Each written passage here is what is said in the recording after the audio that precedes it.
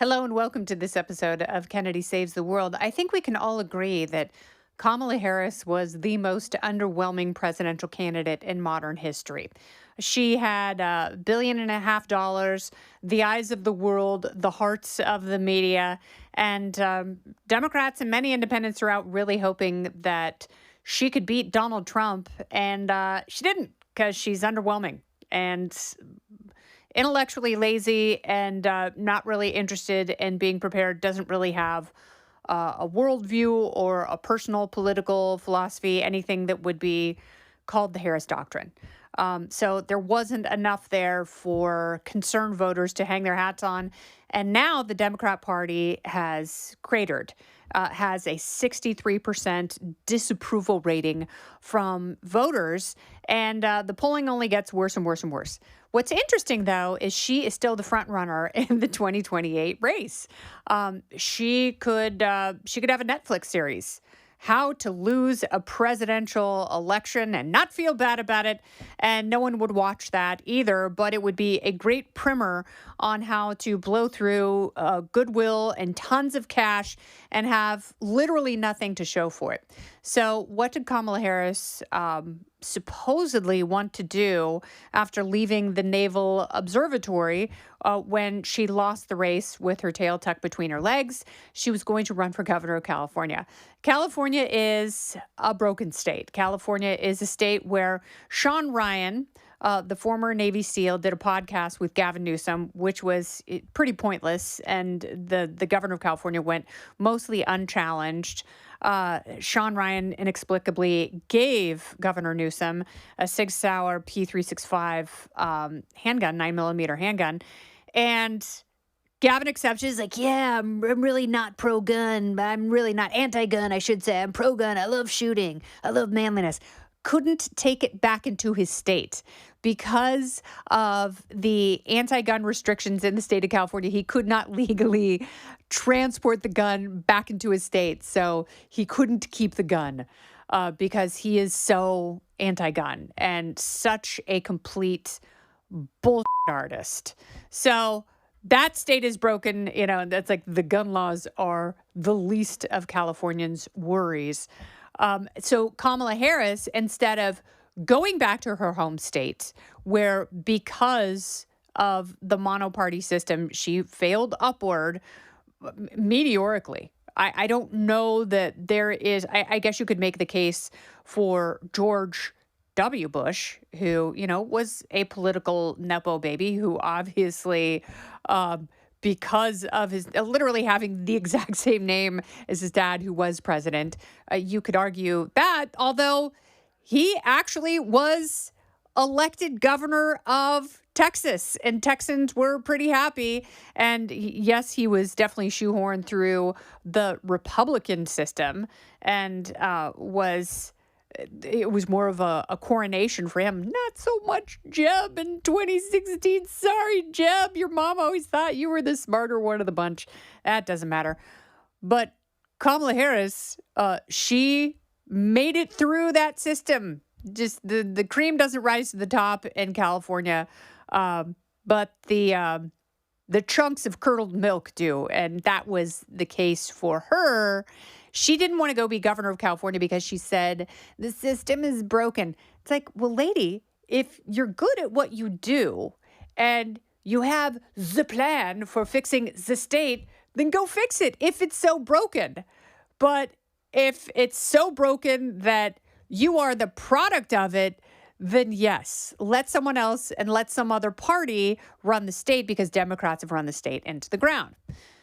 Having said that, she still is the top poll getter in terms of respondents saying who they would most likely vote for if the Democrat nomination process for 2028 was held now.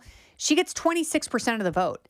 Gavin Newsom, and he is a known quantity throughout the country. Everyone knows California. Everyone knows Gavin Newsom. He debated Ron DeSantis on Fox News. He inserts himself into national news stories all the time. He only has 13%. That's how unimpressive he is. So what he's done lately is he's launched a podcast, and he's doing social media posts in all caps.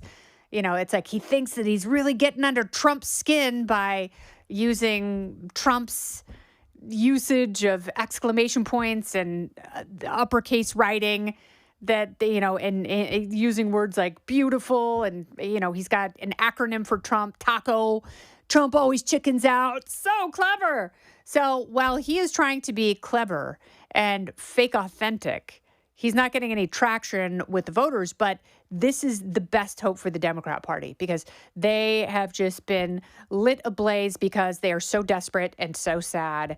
And there is a dearth of great candidates and even good ideas on the Democrat side, which is really on them because, as Trump had 4 years to consider what he would do in the gap between his first and second terms, Democrats have had the same amount of time. Democrats, have been able to look at the failures of Joe Biden, which were sold to us as wild successes, while voters were screaming from the rooftops the opposite of that.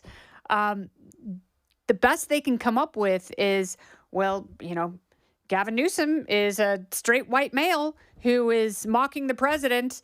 Meanwhile, he still has a state to run. Don't go anywhere. More Kennedy Saves the World right after this. And the reason I'm so upset about it is I haven't been able to go home since January, since the wildfires, because I have been going back and forth with the horrific insurance company who, is taking data and evidence and just ignoring it.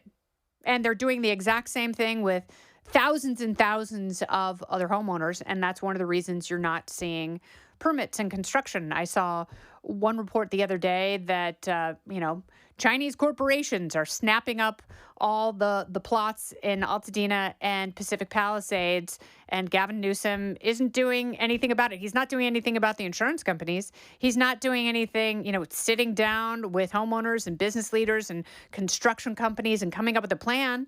The mayor of Los Angeles, Karen Bass, she's not doing it. She let the city burn. It's like maybe the conspiracies will be proven right. Maybe they wanted it to burn. Maybe they let it burn. Maybe they knew that this once-in-a-century windstorm was coming, and they made sure that the reservoir was dry. They made sure that firefighters were told to stand down. They made sure that water trucks didn't make their way to the blazes. And then when the firestorm just devoured these communities, there's no urgency. Almost 8 months in, there's no urgency when a state needs to be run, when, parts of the state which were the incubator for Democrat donors, when those parts were allowed to burn. Do you think people just walked away and called it good and they're satisfied with this status quo? No, they're displaced. They're heartbroken.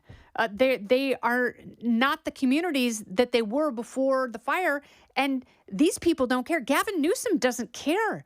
He's too busy pretending to be Trump because secretly he wants to be Trump. He wants to talk about himself with bravado, but he doesn't have the accomplishments. He doesn't have the vision. Can you see this guy sitting down with Putin and Zelensky?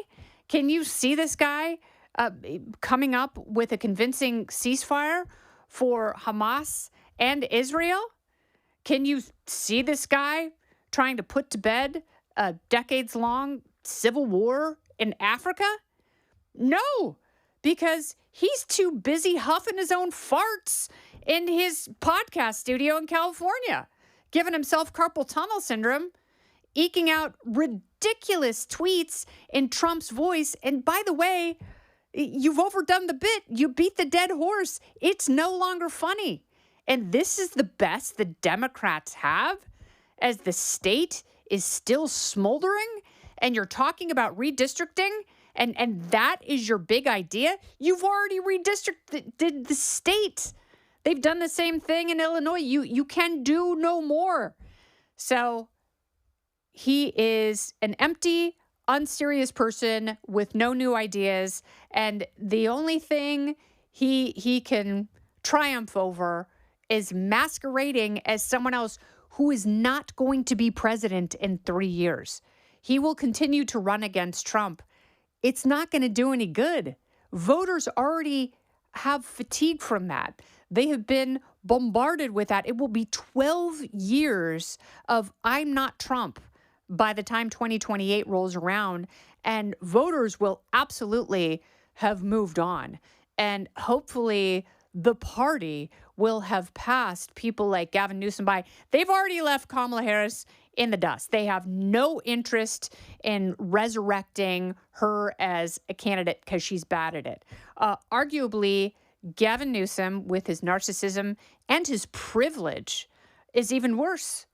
He is the epitome of hypocrisy.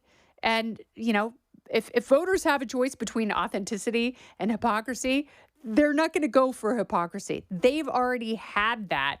And whatever traction they think they're getting from the anti-Trump dogma, it's not making purchase. It's not working. It's not enough. Gavin Newsom is not enough. He's not enough for the state of California. He's too much Gavin Newsom for Gavin Newsom. But I don't care who the governor is, but I want that governor to fight for me and my community so people can have their lives back, so people can have their homes back. But with every passing month, they are robbed of hope. And when someone's home and all of their belongings and everything that is precious to them, when that burns and their hope starts to fade, guess what makes its way in there? Anger. And people are angry at people like Gavin Newsom. They're not going to be angry at Trump much longer because he's not going to be president again. And, you know, you can retweet any memes you want from Gavin Chad Newsom and JD Chud Vance. I'd rather have a nerd than a narcissist at this point. And I really want Gavin Newsom's political career to end and fade away as his investment as California governor has, unless it leads him to the presidency, which, because of him and his missteps, it won't. This has been Kennedy Saves the World, trying to save you from Gavin Newsom. I'm Kennedy.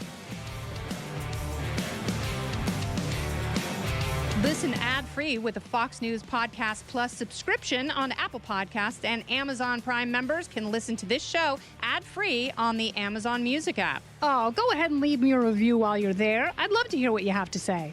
You've been listening to Kennedy Saves the World on the Fox News Podcast Network.